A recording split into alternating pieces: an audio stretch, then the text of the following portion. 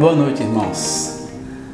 É um prazer estar aqui mais uma vez para fazer a abertura neste domingo, nessa noite maravilhosa. Com certeza que nós estamos aqui para ouvir a palavra de Deus, para adorar o Senhor. Eu quero agradecer a Deus por estar aqui. Senhor, nós queremos te agradecer, ó Deus, por esta noite, por esse momento. Pedimos que, em nome de Jesus, o Senhor fale aos nossos corações. Usa, ó Deus, nossos lábios, nossa mente, usa os louvores, usa a mensagem, para a glória do Teu nome, em nome de Jesus. Irmãos, eu gostaria de compartilhar com os irmãos esta noite, aqui nessa abertura desse culto, sobre oração. Hebreus 11:6 nos fala que sem fé é impossível agradar a Deus. E é necessário que aqueles que buscam o Senhor, que se aproximam de Deus, acredite que Ele existe e que Ele é galardoador daqueles que o buscam. Essa é a palavra de Deus. Como buscar algo que eu não conheço, que eu não acredito? Se eu não oro, eu não acredito. Eu estou confessando que eu não acredito. Num Deus vivo, único, verdadeiro, aquele que ouve as nossas orações. Ele fala que é necessário que a gente creia que Ele existe e que é galardoador daqueles que o buscam. Oração, eu penso que oração é uma forma da gente se aproximar de Deus e inclui alguns conceitos e atitudes. Oramos quando temos comunhão com Cristo, oramos quando adoramos ao Senhor, oramos quando pedimos perdão, oramos quando confessamos. E é necessário que tenhamos um relacionamento a cada dia melhor com as pessoas. Se nós somos dirigidos pelo Espírito Santo de Deus, nós cremos que o Espírito Santo de Deus nos guia, nos orienta, com certeza estaremos orando, com certeza buscamos ao Senhor, porque não cremos nas nossas próprias forças, mas nós cremos que o Senhor, Ele está na frente de tudo, Ele nos orienta e que a vontade dEle sempre prevalece, porque a vontade dEle é boa, é perfeita e agradável. Com certeza, irmãos, quando fazemos isso, quando buscamos a intervenção do Espírito Santo, quando nós confessamos, quando nós nos humilhamos diante do Senhor, nós oramos, nós buscamos ao Senhor. Você já orou hoje? Não existe outra maneira melhor de buscar ao Senhor, se não for através da oração. Uma determinada época da minha vida, eu era novo convertido há uns 30 anos atrás, e eu tive um privilégio de participar de um grupo de oração. Naquela época, os cristãos se reuniam para orar e tinha um grupo de oração. Eu lembro que uma senhora crente, ela pediu ao nosso grupo de oração que visitasse a casa dela. Eu era novo convertido, tinha 1 ano de convertido mais ou menos. E o grupo se preparou. E ela falou que o marido dela quebrava tudo, se transformava dentro de casa quando ele orava, quando ele buscava ler a palavra de Deus.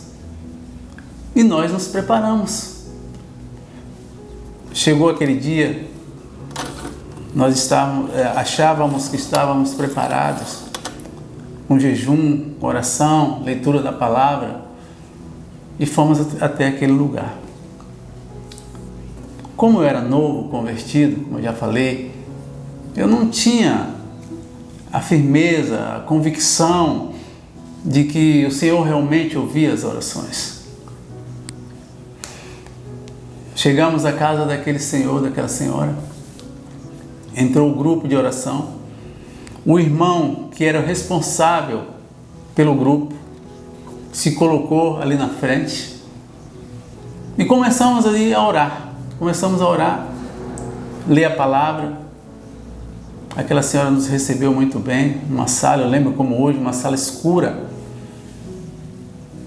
Não sei o que aconteceu, mas me parece que eles estavam sem energia dentro daquela casa. E esse irmão, que era o responsável, começou a orar. De repente, irmãos, eu nunca vou esquecer desse episódio. De repente, houve uma gritaria muito grande lá do fundo. Foi o marido daquela mulher que veio transformado. Aquele homem não era ele. Era um espírito maligno. Eu nunca me esqueço desse episódio. E o homem que estava, nosso irmão que estava representando, se levantou na hora e foi falar com aquele espírito. Irmãos, aquele espírito se levantou na frente daquele homem e houve um silêncio muito grande naquele momento. E o espírito revelou muitas coisas, muitas falhas, muitos pecados que aquele homem havia cometido ou estava cometendo, mesmo sendo cristão. E aquele espírito, eu me lembro que ele falou: quem é você? Quem é você para me expulsar? Eu estava, confesso, com medo, estava em comunhão com Deus, mas estava com medo. E aquele homem, naquele momento, ele colocou diante do Senhor de joelhos e confessou seus pecados ao Senhor. Ele falou: ó Deus Todo-Poderoso, a tua palavra diz que o diabo é o pai da mentira, mas hoje ele fala a verdade. O Senhor me perdoa em nome de Jesus. E aquele homem estava ali humilhado diante dos irmãos e o diabo. Mas de repente, quando ele pediu perdão ao Senhor, se humilhou diante de Deus, ele foi para cima daquele espírito maligno e disse: tu sai dele agora em nome de Jesus.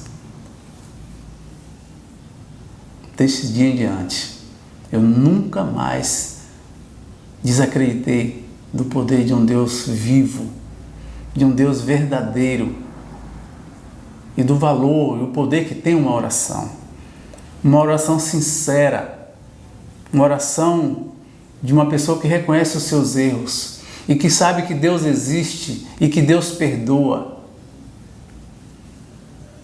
E daquele dia em diante, eu passei a ser uma pessoa de oração para a glória do Senhor.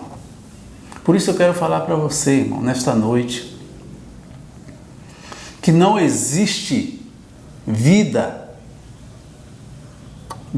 com Deus sem oração, sem intercessão, sem orar pelos teus irmãos, sem orar pela tua família, sem orar pelo teu trabalho, por aquilo que você vai fazer, sem orar pedindo ao Senhor que direcione os teus sonhos, os teus planos, que você entregue nas mãos do Senhor.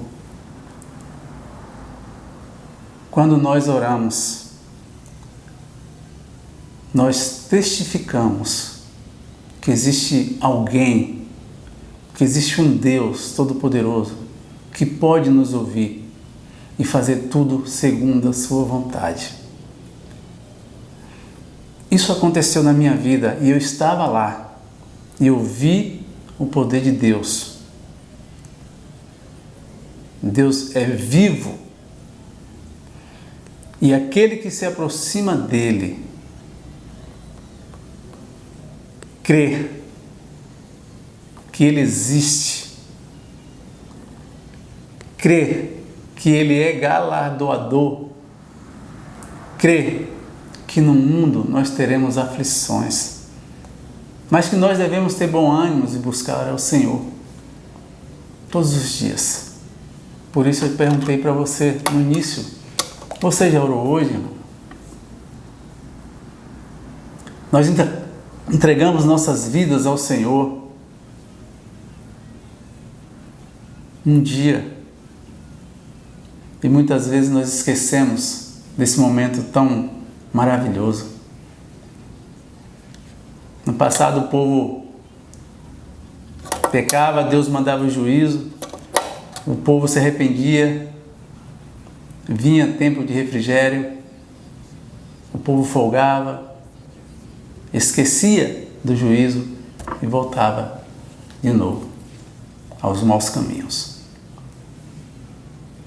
Nesta noite, minha oração é que Deus te abençoe e te guarde, que Deus nos abençoe nesta noite e nós possamos buscar ao Senhor de todo o nosso coração, adorá-lo em comunhão com os irmãos, porque não existe outra forma da gente adorar ao Senhor se não for lendo a sua palavra, se não for orando ao Senhor, se não for estar em comunhão com nossos irmãos.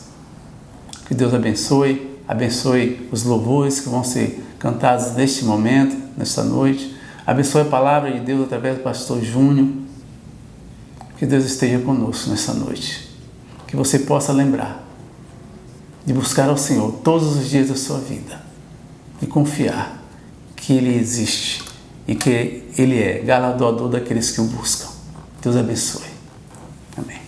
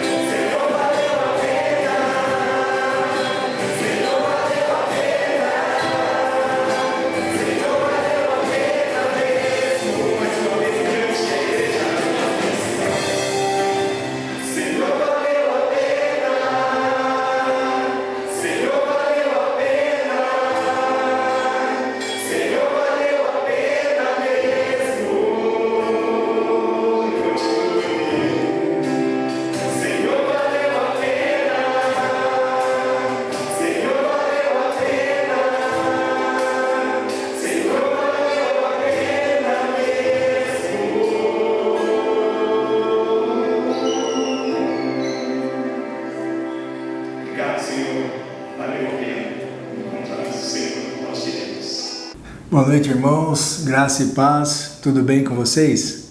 É muito bom estarmos mais uma vez, eu aqui e você aí na sua casa, mas unidos num só Espírito. E dando sequência à nossa série, como você sabe, nossa série chamada Minha Alma Anseia por Ti, onde nós estamos durante um ano estudando todos os livros da Bíblia. E eu quero informar para você que, tirando o estudo e a mensagem desse livro dessa noite, nos restam 17 livros. Então nós já estudamos aí 49 livros. E essa noite eu queria trabalhar um pouquinho com vocês para nós pensarmos juntos no livro de Efésios. E Efésios é uma carta que foi escrita pelo apóstolo Paulo enquanto ele estava preso em Roma, ali em 60, 62 depois de Cristo. E Éfeso era a capital da província romana da Ásia. Na costa oeste da Ásia Menor, estava entre as 5 maiores cidades do Império Romano no século I. Ela foi muito importante, irmãos, para a expansão do cristianismo.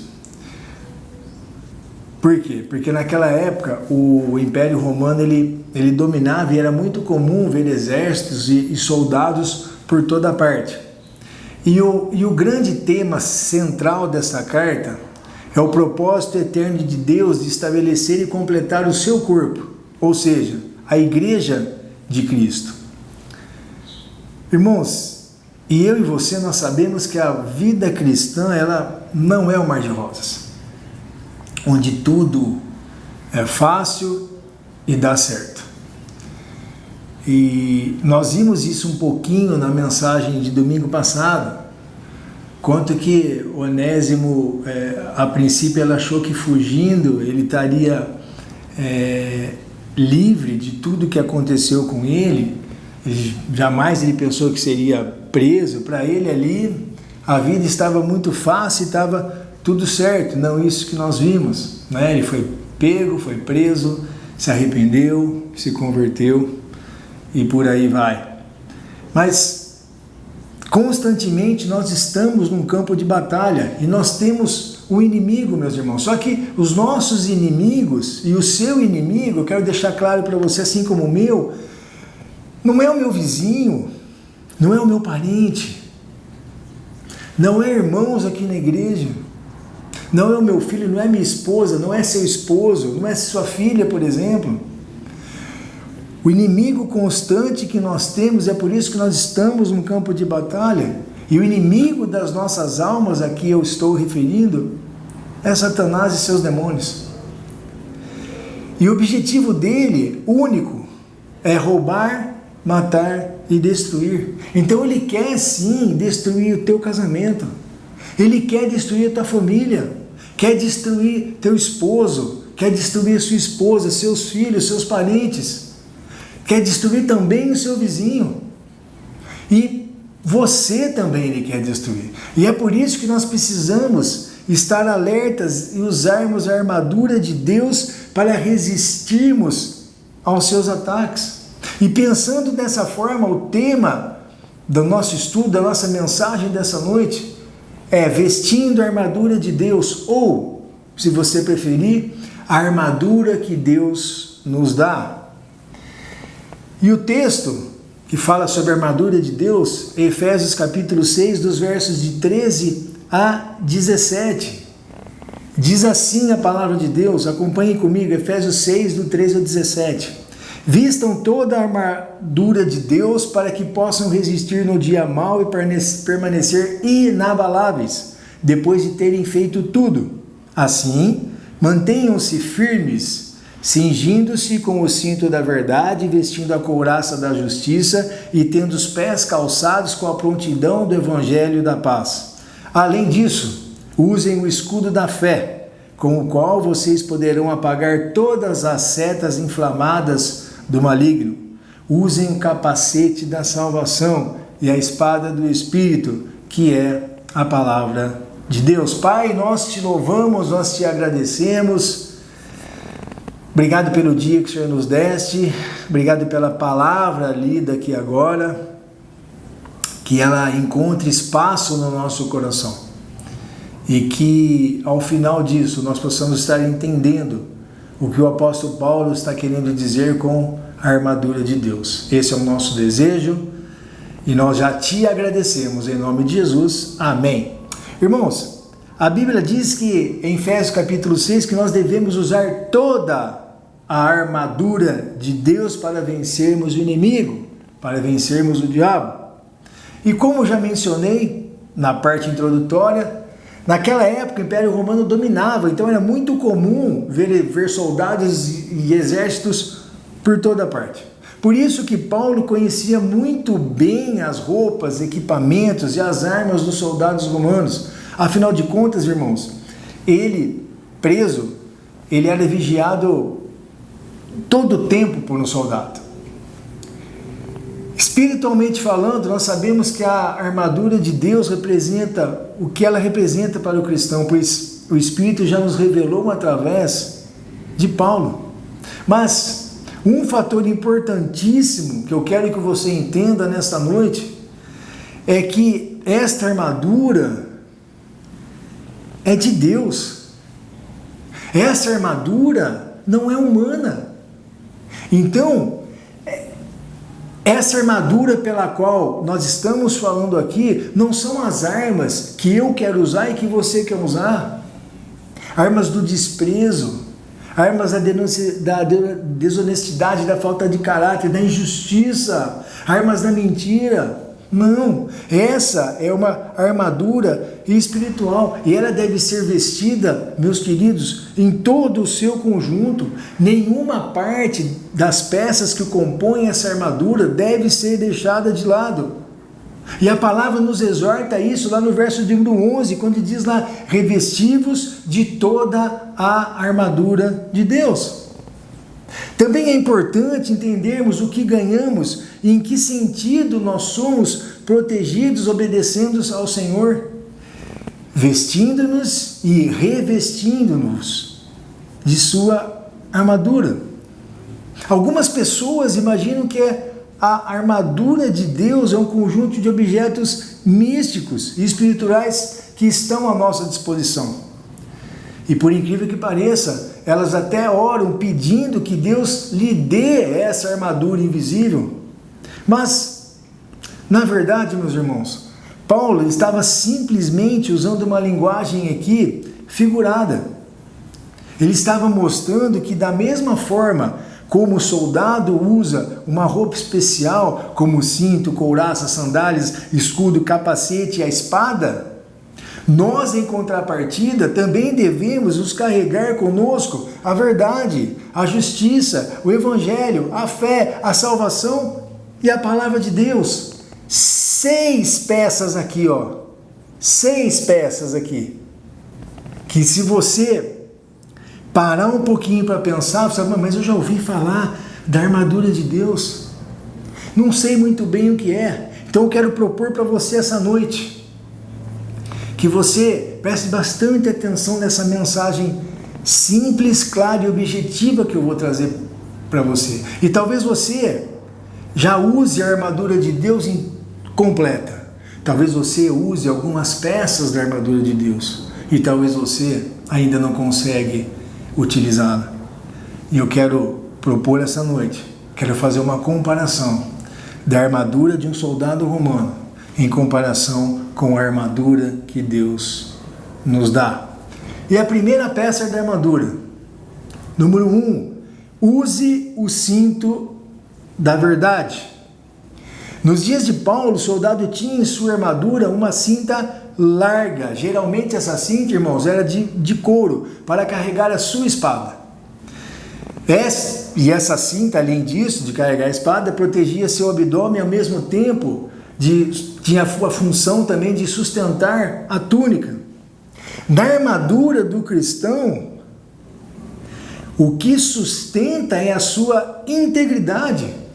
Ou seja, nós devemos sempre falar a verdade e fazer o que é certo, porque assim estaremos protegidos. Na armadura de Deus, essa primeira peça, que é o cinto da verdade, não cabe a mentira.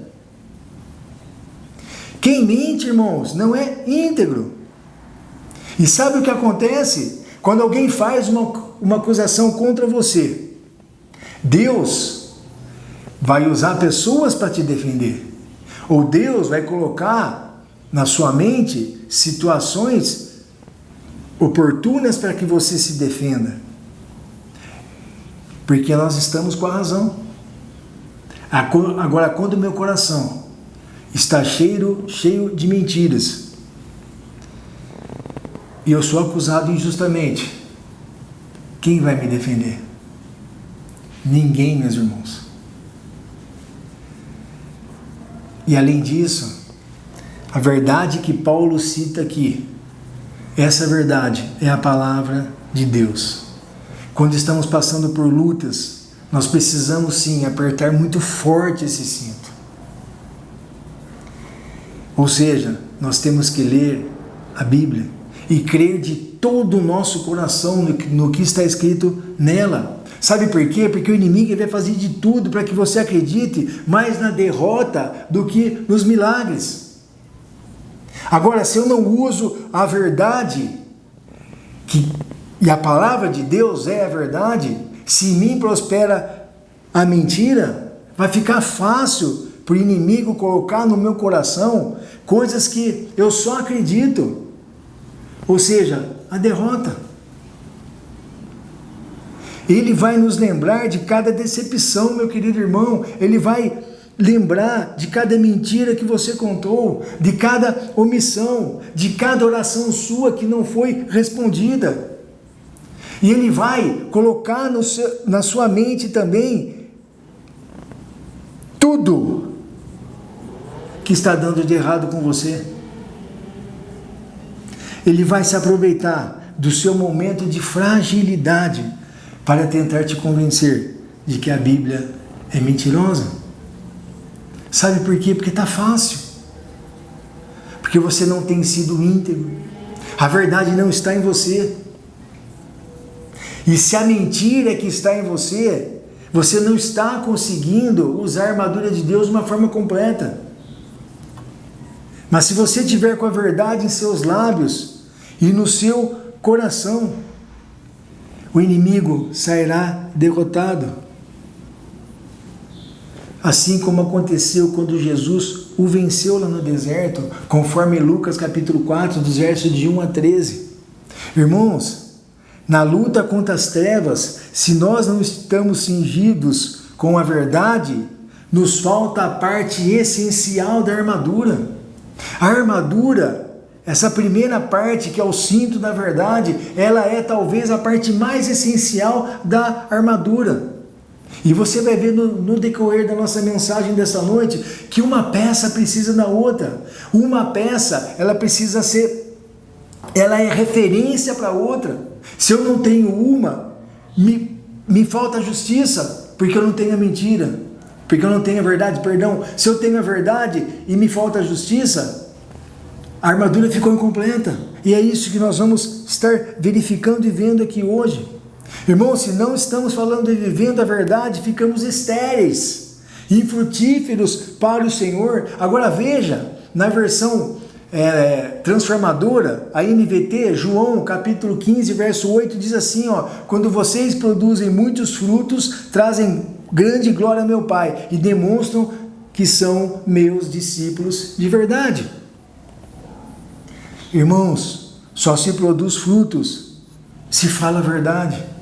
A verdade, ela precisa estar no meu coração.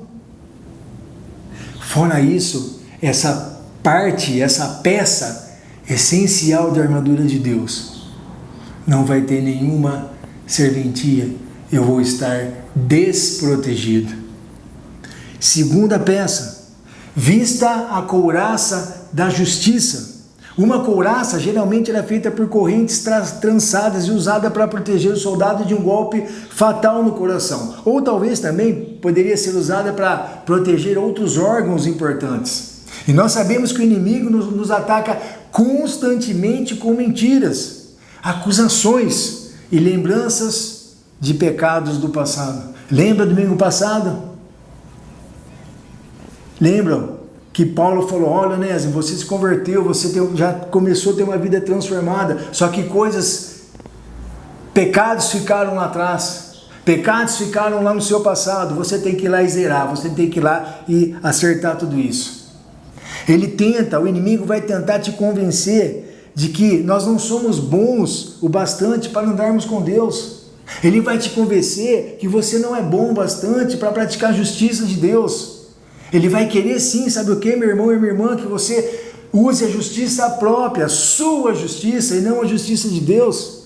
Ele vai colocar no seu coração que você não vai conseguir andar com Ele. Ele vai colocar no seu coração que você não vai conseguir falar a verdade. Ou seja, para estar usando a primeira peça da armadura.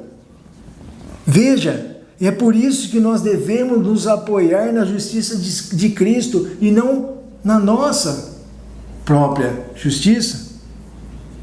A Bíblia, ela é clara quando diz que Jesus não tinha pecado, mas Deus colocou sobre ele a culpa dos nossos pecados para que nele nos tornássemos justiça de Deus. Veja, 2 Coríntios 5, 21, ele diz que, pois Deus fez de Cristo, aquele que nunca pecou, a oferta por nosso pecado, para que por meio dele fôssemos declarados justos diante de Deus. Ou seja, por meio de Jesus, meus queridos, nós somos aceitos por Deus. Então, quando o inimigo começar a apontar os seus pecados, você vai dizer para ele o que diz lá em 1 João, capítulo 1, dos versos 8 e 9. Você vai falar assim: você não tem poder para me acusar, porque Jesus já me perdoou e o sangue dele me purificou de todo o pecado. Amém? Pela sua palavra. O homem, meus queridos, cujas práticas são pautadas na justiça, é uma pessoa íntegra em sua conduta. Veja, o homem, quando você pratica as coisas de forma justa, você é uma pessoa íntegra em sua conduta. Lembra que eu falei que o cinto da verdade, ela gera integridade? Por isso que quando você mente, você deixa de ser íntegro. Aí a justiça já não vai estar em você mais. Ou seja, aqui eu aprendo, e quero que você aprenda também, que se te falta o cinto da verdade, que é a verdade, que vai gerar em você integridade, automaticamente você vai ser injusto. A justiça de Deus não vai estar em você. Essa pessoa íntegra que vai te levar a uma conduta correta diante de Deus não vai existir. E quando a palavra aqui fala de justiça, ela fala de justiça de fato. Olha, Isaías 64, verso 6 diz: estamos todos impuros por causa do nosso pecado.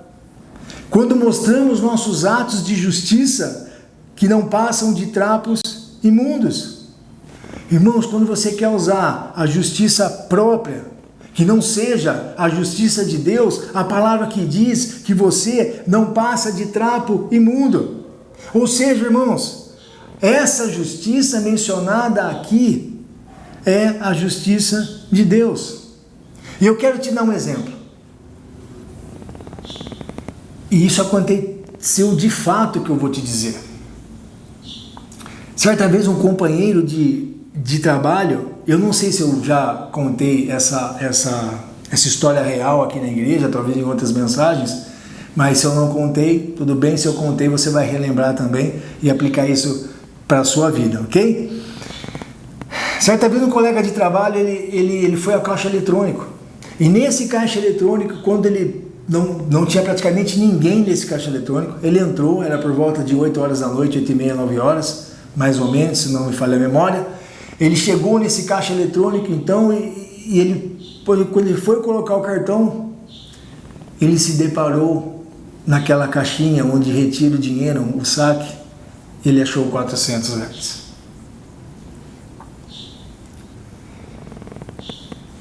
E eu pergunto para você, o que você teria feito com esses R$400? Vamos imaginar que seria esse valor. Tá certo, meus irmãos? Eu não me recordo, que isso faz mais de 20 anos. O que você faria?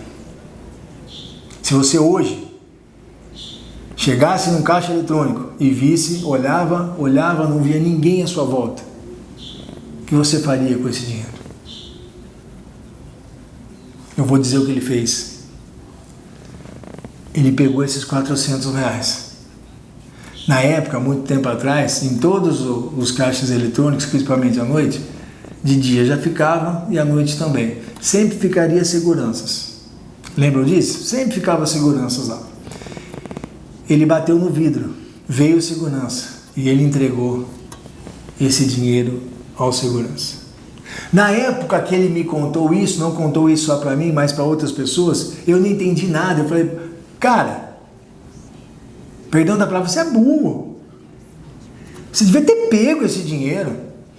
Irmãos, hoje é muito claro para mim que esse senso de justiça, essa fidelidade que eu tenho para com Deus, e a palavra aqui ela é muito clara com relação a isso, os nossos atos de justiça, hoje eu entendo o que ele fez. O dinheiro não era dele. O que o segurança iria fazer com esse dinheiro, pouco importa. Ele tirou esse ato de injustiça, essa coisa que não era dele, porque alguém foi prejudicado com aquilo. Não me pergunte, irmãos, o que aconteceu. Quanto que a pessoa tirou, talvez esqueceu de pegar o dinheiro, talvez ele tirou mais e acabou a máquina liberando uma parte, ou então ele foi tirar 2 vezes, ele foi sacar 2 vezes, eu não sei o que aconteceu. O fato é que aquele dinheiro não era dele.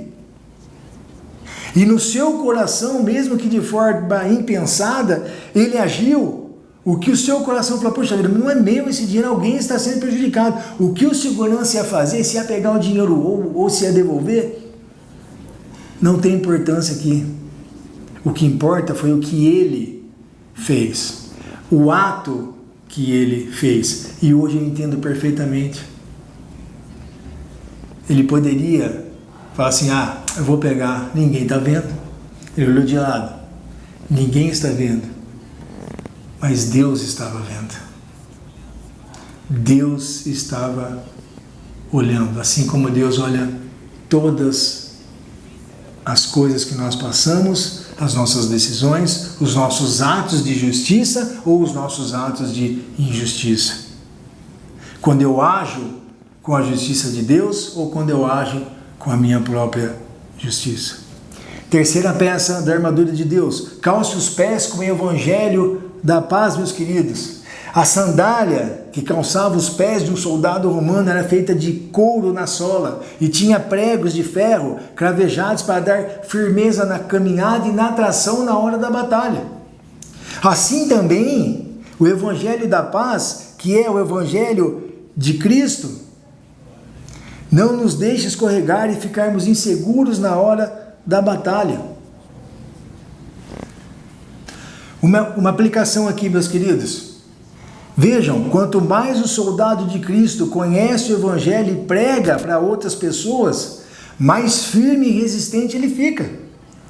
E quem acaba deslizando e derrapando são os inimigos do Evangelho. E esse Evangelho é de paz, sabe por quê? Porque na medida em que você se submete ao governo de Cristo na sua vida, esse governo vai aumentando em nós. Aí nós passamos a ter a paz de Cristo governando, sabe o que? Os nossos corações. Os pés, como mencionado aqui, são a base do corpo. Dão sustento e levam o corpo a seu destino. Os pés, meus queridos, representam o nosso andar. Como tem sido o nosso andar? Será que o nosso andar tem sido um andar correto? Será que o nosso andar tem sido de uma forma íntegra? Será que o nosso andar tem correspondido às expectativas de Deus? Será que o nosso andar tem sido justo, verdadeiro, servindo o Evangelho da paz, ou o nosso andar tem sido conivente com algumas situações? Calçar os pés com a preparação do Evangelho da paz representa o ide de Jesus. Mas não é só isso, meus queridos irmãos. Quer dizer que devemos ir preparados, treinados no Evangelho do Reino, sem pervertermos o Evangelho de Cristo. Precisamos estar nele, andando nele, em santidade de vida. Seja ela em qualquer atitude, qualquer postura e qualquer posicionamento seu. Nós precisamos falar a verdade, agir com senso de justiça e andarmos com o Evangelho da paz. Quero te dar um outro exemplo aqui que aconteceu essa semana. Com um rapaz, e ele é um jovem, ele já veio inclusive aqui na igreja, ele é convertido, é um rapaz que eu gosto muito dele, e todos os sábados nós temos pela manhã um jogo lá na empresa. E esse rapaz começou aí faz uns 2 sábados, 3 sábados aí, logo no finalzinho do ano, um pouquinho antes do final do ano. E nessa semana, um outro que também faz parte lá, perguntou para ele assim: você vai jogar sábado? Ele disse: não vai dar para mim jogar sábado. Mas por que você não vai sábado? Ele falou: não, porque eu tenho que estar cedo na igreja.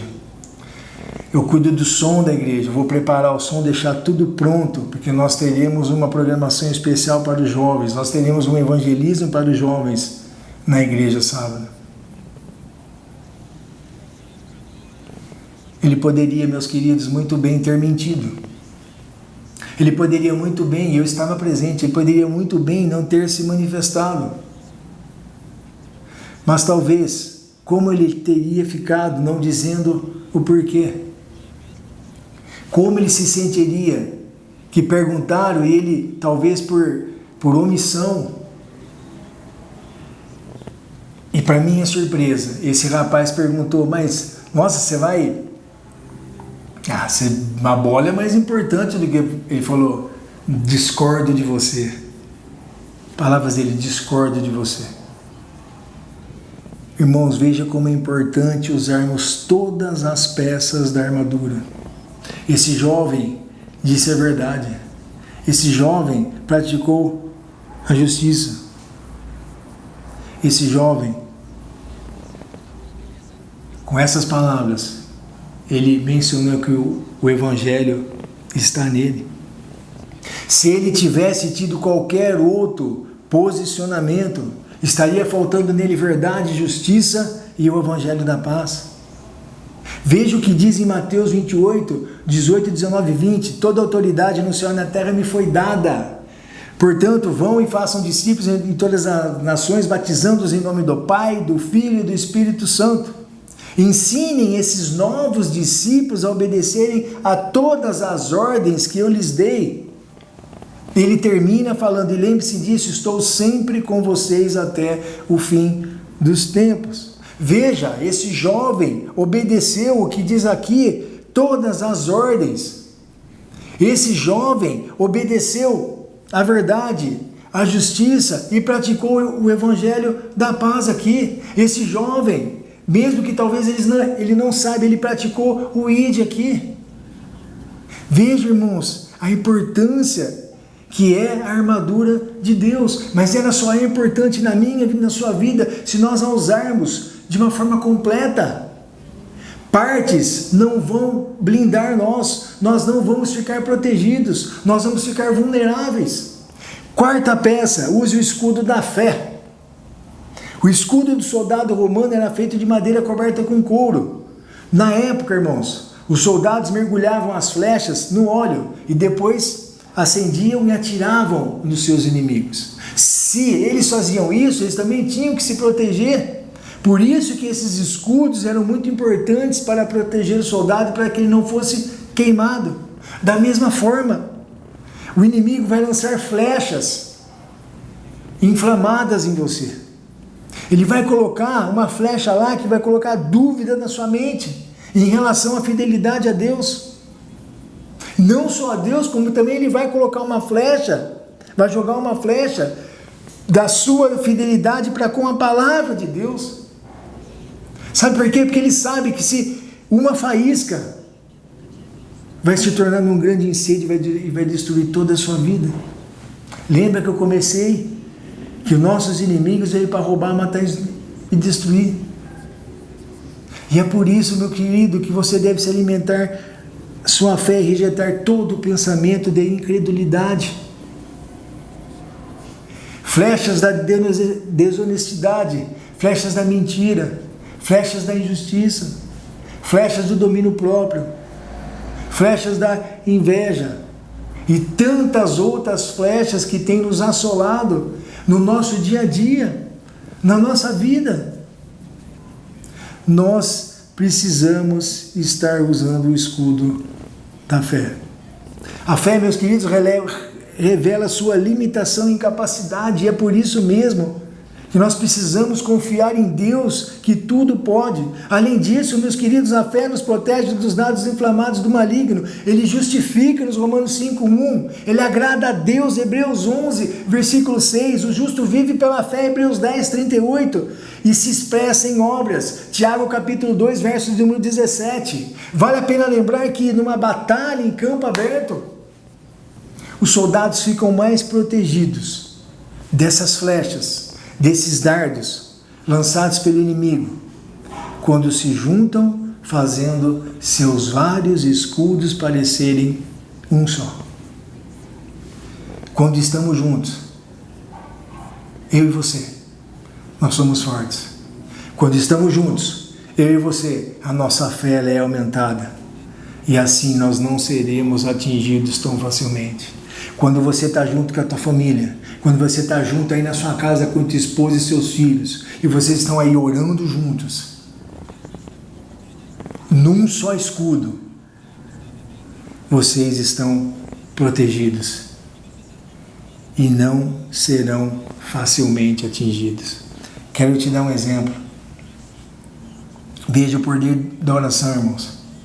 Veja como a oração ela é poderosa quando, se individual ela já é, a sua intimidade com Deus, o seu relacionamento com Deus é alcançado quando você tem intimidade através da oração. Imagine uma oração coletiva juntos, todos unidos e orando por um mesmo objetivo. Certa ocasião, isso também é outro fato real que eu estou dizendo aqui, que aconteceu de fato.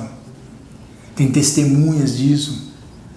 Nós, certa vez, estava num encontro de casais para Cristo, e um casal iria participar desse encontro na cidade de Sumaré.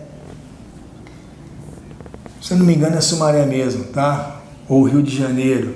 Puxa vida, agora me perdoem. Mas o fato é que esse marido, ele, com tudo pronto, chegou na entrada do acampamento. Ele deixou a sua esposa e disse que não iria participar de mais nada. Ele não queria estar ali.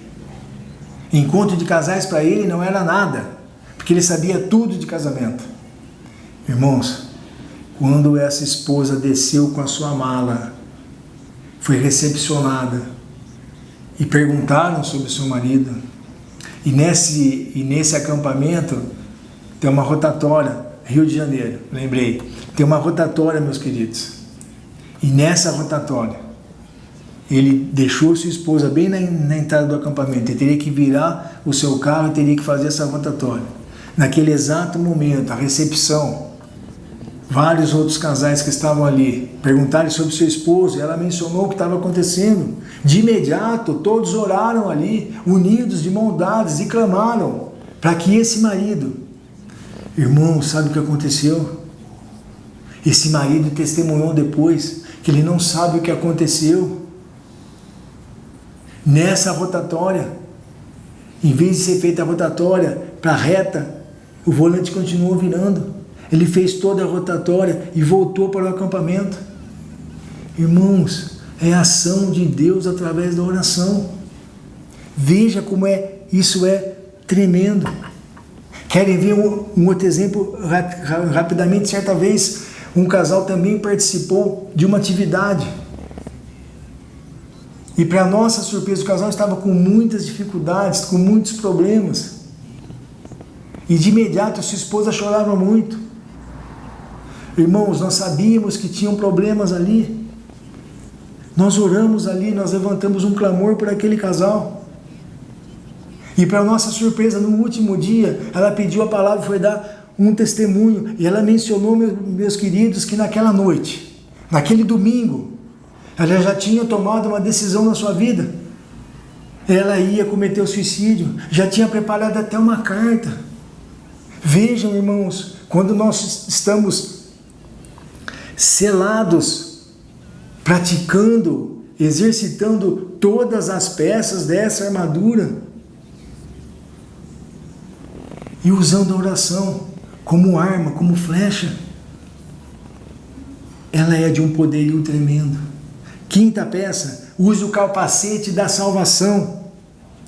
Um soldado usava o capacete para proteger a sua cabeça. Sabe por quê? Porque se a cabeça dele tivesse ferida, ele não pensava mais. Ele não iria conseguir raciocinar, ele poderia até morrer.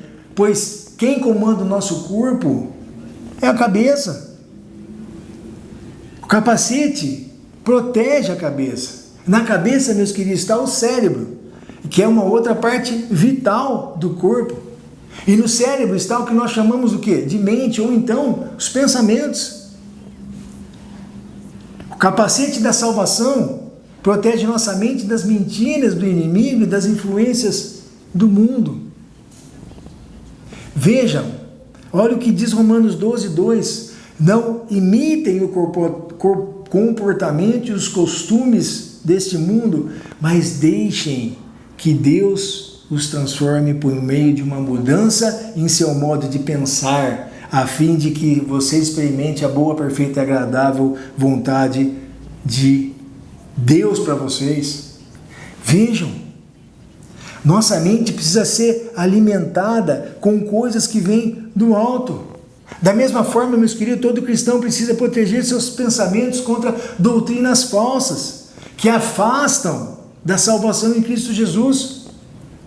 Mas quando você tem esperança correta acerca do Evangelho, você não se apoia em sua própria justiça. Olha aí a justiça aqui de novo, que é uma das peças da armadura de Deus, e nem se deixa influenciar pelas acusações do inimigo. O que ele quer colocar no seu pensamento é que nada vai dar certo na sua vida.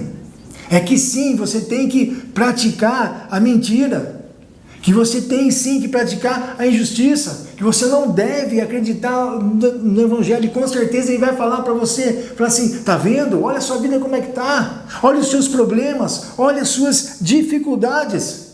E é por isso, irmãos, que você sabe, assim como eu também sei, que você e eu, nós somos salvos pela fé, por meio da graça de Deus, e não por obras. Efésios 2, 8 e 9. Devemos nos revestir da salvação. Isso está dizendo lá em 2 Crônicas 6, 41. De que adianta, irmãos, usarmos todas as peças e não protegermos nossa mente? Nós precisamos ter a mente de Cristo. O nosso pensamento precisa ser voltado para as coisas do alto. Eu preciso ser focado em Cristo. As minhas decisões devem ser focadas em Cristo. Os meus argumentos, as minhas justificativas devem ser pautadas em Cristo. Caso contrário, meus queridos irmãos, todas as peças da armadura se tornarão vulneráveis. Sexta e última peça. Enquanto o restante da armadura são armas de defesa, a espada é a arma do ataque. Na nossa vida cristã, a espada que Paulo está querendo dizer aqui é a palavra de Deus. Que nós devemos usar essa palavra para resistir a Satanás. Tiago 4, 7 diz que devemos nos submeter a Deus e resistir ao diabo. E sabe o que vai acontecer? Ele vai fugir de vós. É isso que vai acontecer, é isso que a palavra fala, que ele vai fugir de mim e de você, ele vai fugir de nós. Por isso, não recue, nem tenha medo, porque o inimigo sabe que Jesus já o derrotou. O Senhor venceu todas as tentações e pagou a dívida do seu pecado na cruz. para que você hoje, assim como eu, nós tenhamos autoridade sobre o inimigo. Basta confessar a palavra de Deus com fé, irmãos. Eu decidi servir a Cristo como um soldado serve a pátria e luta por ela. Nós, como soldados de Cristo, também o fazemos. Um soldado não vive apenas se defendendo, é preciso atacar e muitas vezes contra-atacar. E uma flecha que precisa ser muito usada é a oração. Só, irmãos, que a oração, ela requer ação. Não adianta nada nós só orarmos, mas Deus ele vai agir. Mas em algumas situações, Deus quer ver a nossa atitude, quer ver uma postura nossa, Deus quer ver uma ação. Eu não posso orar, entregar tudo na mão de Deus e ficar de braço cruzado. A palavra de Deus, a Bíblia, é muito importante nessa guerra, pois traz cura para as feridas causadas no inimigo. O Salmo 107 diz isso. E também porque corremos risco, meus irmãos, de morte, quando não a conhecemos. Ou, para alguns casos, a palavra de Deus ela é rejeitada. A pregação da palavra também gera fé nos nossos corações, conforme Romanos 10, versículo 17. Portanto, a fé vem por ouvir. Isto é, por ouvir as boas novas a respeito de Cristo. E mais, 1 Timóteo 4,9 diz, é fiel e digna de toda aceitação. E essa palavra ela deve abundar em nós e pregada a todo tempo e fora do tempo. É por isso que nós, pastores, precisamos pregar a palavra de Deus. Timóteo também 2 Timóteo 4, versículo 2, lá diz assim, pregue a palavra, esteja preparado, quer a ocasião seja favorável, quer não seja. Corrija, repreenda e encoraje com paciência e bom ensino. Finalizando.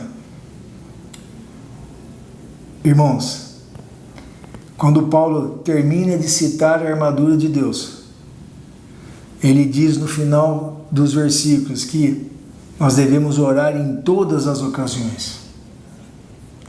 E também, não só por nós, mas pelos nossos irmãos, porque a oração ela é que nos capacita a perseverar e vencer a batalha espiritual com a armadura que Deus nos dá, que são as 6 peças que nós trabalhamos aqui.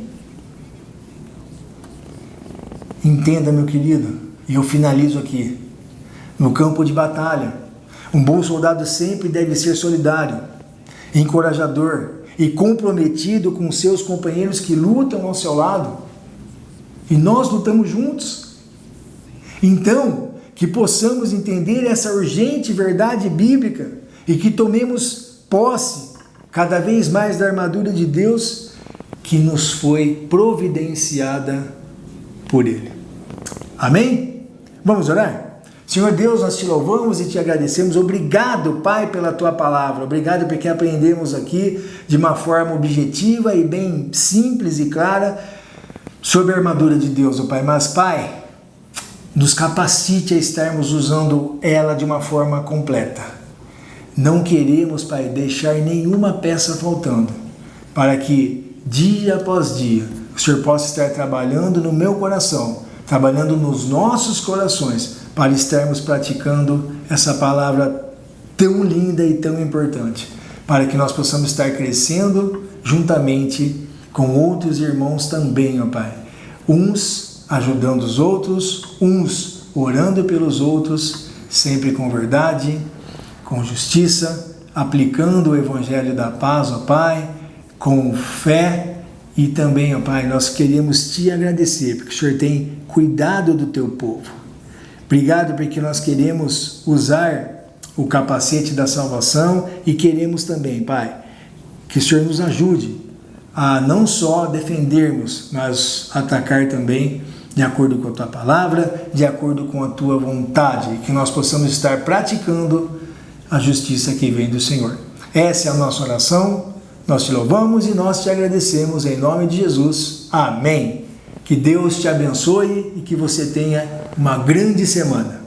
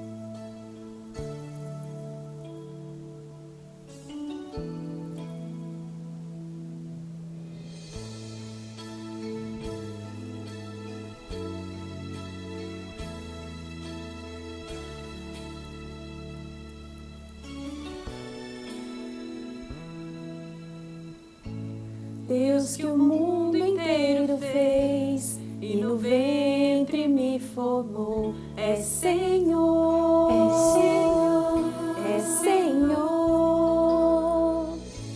Das estrelas lá no céu, reinas em meu coração, é Senhor, é Senhor, é Senhor. A solidão nunca mais, sou levada em teus braços de amor, até o dia amanhecer. Tu és a vida em mim, tu és destino meu. Usa-me, usa-me, poder tu tens, Jesus, me achego a tua luz. Usa-me, usa-me, usa-me, minha vida em tuas mãos. Usa-me.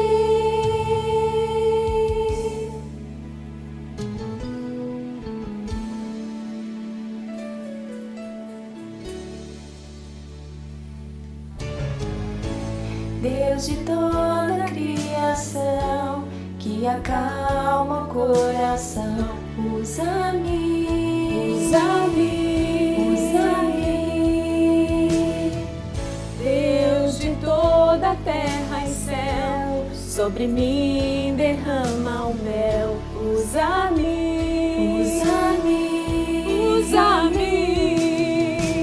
Dos reis tu és sem igual, tua paixão lavou todo o mal,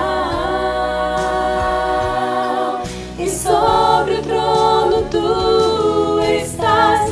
Tu és a vida em mim, tu és destino meu. Usa-me, usa-me, poder tu tens, Jesus, me achego a tua luz. Usa-me, usa-me, usa-me, minha vida em tuas mãos. Usa-me.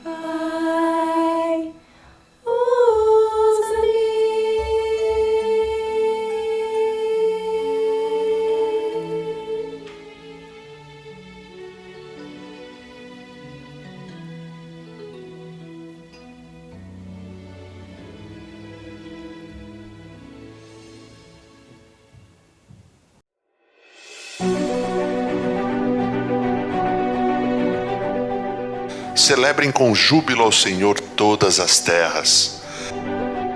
Sirvam ao Senhor com alegria, apresentem-se diante dele com cântico. Saibam que o Senhor é Deus, foi Ele que nos fez e dele somos. Somos o seu povo e rebanho do seu pastoreio.